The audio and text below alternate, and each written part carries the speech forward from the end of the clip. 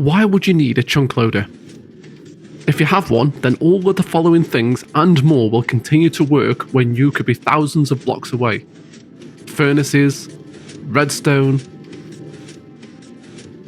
minecarts will still work,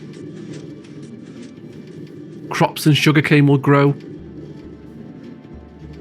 plus many other things.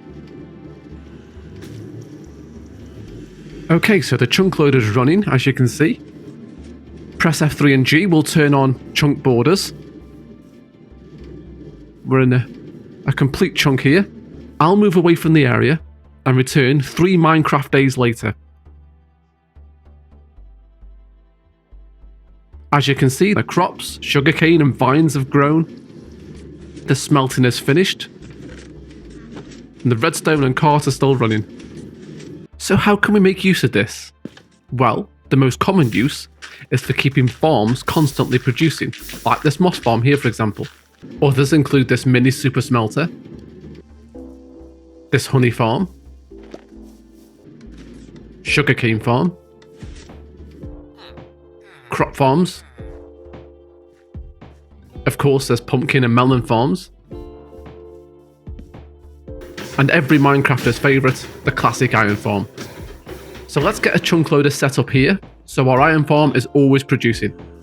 Press F3 and G to get chunk borders visible. This farm is just about in the same chunk, but for this demonstration, we aren't going to build the chunk loader in the same chunk, we're going to build it in the one next to it instead. You see, chunk loaders don't just load the chunk they're in, they actually load a 3x3 area of chunks. The one I'm showing you today couldn't be easier to build. First, make yourself a portal, flush to the ground. Light it up. Lay 2 powered rails like this. Put a block behind with a lever.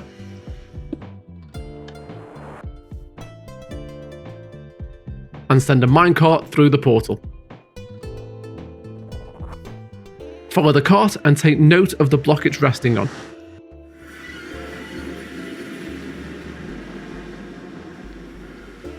Remove the cart and replace with 2 powered rails into a block and lever, just like in the overworld.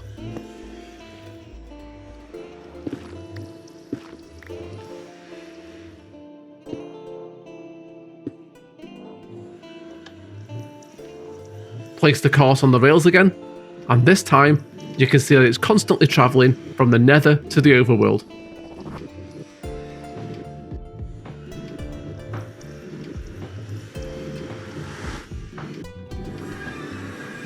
This is how it keeps chunks loaded.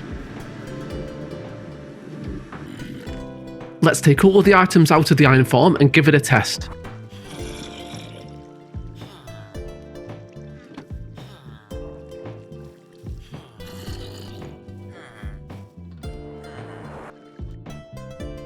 I've travelled several hundred blocks away and will stay here 3 Minecraft days, but I will sleep at nights.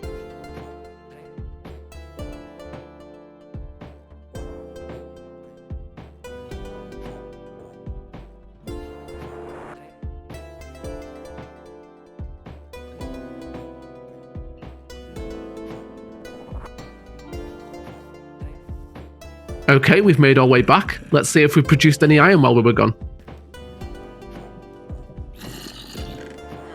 Great stuff. Not too bad at all. To give a visual representation, I've put down some blocks to grid the loaded chunk and the 8 surrounding areas.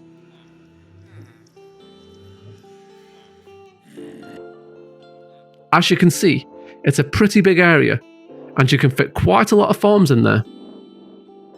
I've built the chunk loader on the surface for demonstration purposes. It would create more space if you moved it underground or high in the air. It doesn't matter about height. It loads the entire Y level of the chunk and the surrounding 3x3. There is one key limitation however. It will not work for mob farms. That includes creeper farms and any others that require mob spawning. All that remains to do now is to spawn proof both the nether and the overworld parts. so mobs can't disrupt the cart or generally just get in the way.